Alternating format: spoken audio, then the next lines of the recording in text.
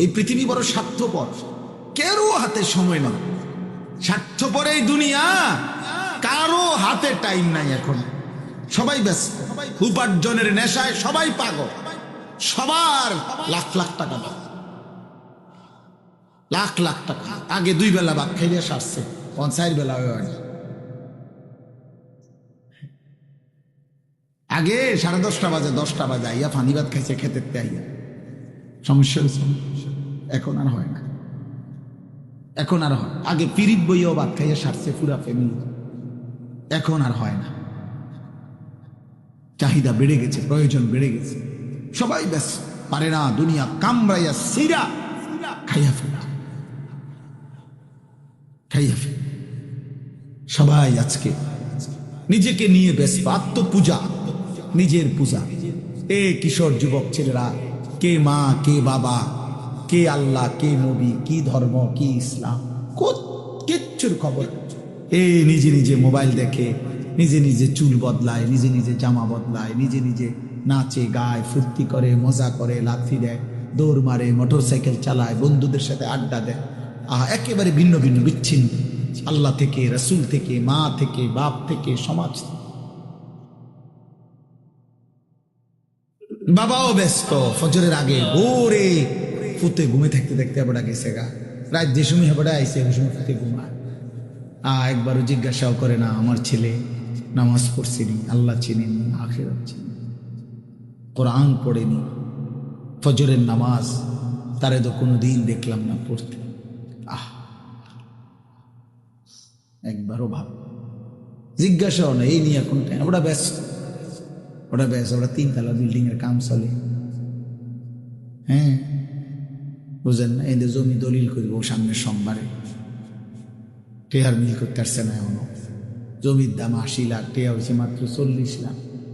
সুদে টোয়াইছে, কিস্তিতে টোয়াইতে আছে, দুনিয়া মিলাইতেছে নাকি? হ্যাঁ, মনে করেন আগামী 10 তারিখ ফুতের বিদেশের ফ্লাইট, টেয়া দিত 12 লাখ, টেয়ার মিল নাই, কিস্তি নিয়ে আনিছে, সুদ নিয়ে আনিছে, 6 লাখ টাকা জমি বেচছে, 6 লাখ টাকা সুদে নিছে, 12 লাখ টাকা। এরপরে হুজুরে বলছে আল্লাহর রহমতে, আমাকে দোয়ায় হুজুর আল্লাহর রহমতে টেহারি মিলাইছে। আরে হারাম খোর, আল্লাহর রহমতে মিলাইছে, সুদে না মিলাইছ, কিস্তিতে না টাকা মিলাইছ। আমি তো পরিষ্কার বলি বেটা, একটা মুসলমান বাবা এখানে এখন আসেন, এখানে দাঁড়াইয়া বলেন, যারা সুদে, কিস্তিতে, হারামে সন্তানের জন্য হয় বিদেশ নয় দেশ নয় বাড়ি নয় বাজার নয় ব্যবসা নয় চাকরি, সুদের টাকা, কিস্তির টাকা, 2 নম্বরই টাকা দিয়ে আপনি করেছেন, ব্যবস্থা করেছেন, আপনি এখানে দাঁড়াইয়া বলেন যে হুজুর আমি 6 লাখ টাকা কিস্তি লইছি, 12 লাখ টাকা সুদে নিয়ে পুত্রে বিদেশ পাঠাইছি, এই আশায় আল্লাহ জানে আমারে জাহান্নাম থেকে মুক্তি দেয়, জান্নাত দেয়, আখিরাতে যেন আল্লাহর হাত থেকে বাঁচতে পারি, এই আশায় পুতের উসিলায় যেন আল্লাহ আমারে মাফ করে দেয়, এই জন্য দিছেন, এই জন্য সুদ লইছেন, এই জন্য কিস্তি নিছেন।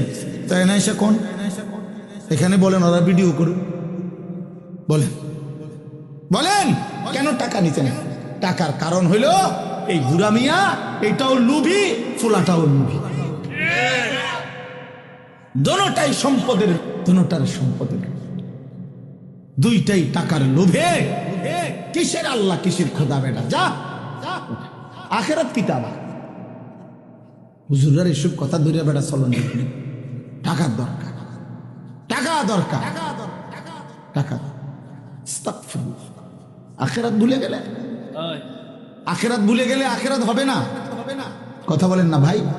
মৃত্যু ভুলে গেলে মৃত্যু হয় না, কবর ভুলে গেলে কবর হয় না।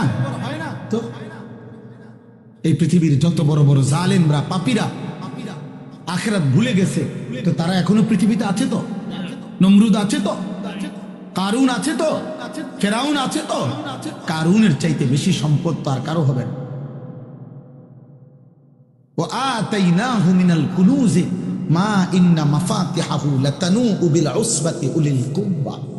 আল্লাহ বলে কারুনকে আমি এত সম্পত্তি দিয়েছি বান্দা, শোনো, তার সম্পত্তির শুধু চাবি বহন করার জন্য 70 জন সামর্থ্যবান মজবুত যুবকের পিঠ বাঁকা হয়ে যায়। এটা হলো বিশুদ্ধ তাফসীর। মানে 70 জন যুবক কাঁধে করে চাবি বহন করত, ফলে সিমেন্টের বস্তা যেরকম 50 কেজির বস্তা ট্রাকের থেকে গোডাউনে নেওয়ার জন্য কেউ যখন কান্দে লয়, ওই রকম তার যেমন পিঠ বাঁকা হয়ে যায়, এইরকম চাবির বোঝা বহন করতে গিয়ে যুবকের পিঠ বাঁকা হয়ে যায়। তো কোরআন শরীফের হাফিজ আব্দুল্লাহ ভাই আছে, আমি না সুন্দর করে পড়তে পারি। আবু হানিফ ভাই তো আবু হানিফ ভাই, আল্লাহ কবুল করে। আল্লাহ বলেন এত সম্পত্তি আমি তারে দিছি। আর যেদিন আল্লাহ তারে বলছে কারুন যাকাত দাও, আমি দিছি তোমার। ওয়াবতাগি ফীমা আতাকাল্লাহুদ দারাল আখিরা, আখিরাতের পুঁজি তালাশ করো, সম্পদের যাকাত দাও, আমি দিছি। খোদার কসম কোরআন শরীফে আছে সূরা কাসাসের মধ্যে কারুন তখন কি বলছে, ক্বালা ইন্নামা উতীতুহু আলা ইলমিন ইনদি। নাফরমান বলছে, মূসা তোর আল্লাহকে বল আমি আমার এই রাশি রাশি সম্পদ সব আমার বুদ্ধি খাটাইয়া কামাই করছি। ক্বালা ইন্নামা উতীতুহু আলা ইলমিন ইনদি, আমার নিজের যোগ্যতা দিয়ে আমি পয়সাগুলো রোজগার করেছি। আল্লাহ তাআলা সাথে সাথে জবাব দিলেন, কারুন কি বলে ফেললা? নাফরমান আসমান কার, জমিন কার, চন্দ্র কার, সূর্য কার, রোদ কার, বৃষ্টি কার, তোর দেহের প্রতিটা অঙ্গের শক্তি বল কার? চোখ কে দিল, হাত কে দিল, নাক কে দিল, জবান কে দিল, ব্রেন কে দিল, এই পৃথিবী তোকে কে দিল? সব দিলাম আমি আল্লাহ। আজ বুঝি সব তোর হয়ে গেল। আওয়ালাম ইয়ালাম আন্নাল্লাহা ক্বাদ আহলাকা মিন ক্বাবলিহি মিনাল কুরুনি মান হুয়া আশাদ্দু মিনহু কুওয়াতান ওয়া আকসারু জামআ। আল্লাহ বলে, কারুন তুমি কি জানো না আমি আল্লাহ তোমার আগে অনেক বেশি সম্পদের অধিকারী, অনেক বেশি শক্তির অধিকারী বহু জাতি ব্যক্তিকে ধ্বংস করে দিয়েছি। আমাদের জিন্দেগির প্রতি মুহূর্ত, প্রতি ঘন্টা, প্রতি মিনিট দাম। রাসূলুল্লাহ সাল্লাল্লাহু আলাইহি ওয়াসাল্লাম বলছেন, বৃষ্টির প্রতি ফোঁটা সমান দাম। মনে করেন বৃষ্টির পানি 10 মিনিট বৃষ্টির পানি পড়ছে, তাহলে এখন প্রথম ফোঁটা আর শেষ ফোঁটা তো বেশি দামি কোনটা, কম দামি কোনটা? একই দাম, একই হিসাব, প্রতি ফোঁটা সমান মূল্য। ঠিক আমাদের হায়াতের প্রতি সেকেন্ড সমান দাম। আরবিতে বলা হয় আল ওয়াক্তু আনফাসুন লা তাউদু। আরবিতে বলে যে সময় হচ্ছে নিঃশ্বাসের মতো, যা আর কখনো ফিরে না। কোনো নিঃশ্বাস আর ফিরে না। কোরআনুল কারীমের মধ্যে আল্লাহ তাআলা বারবার সময়ের কথা উল্লেখ করছে।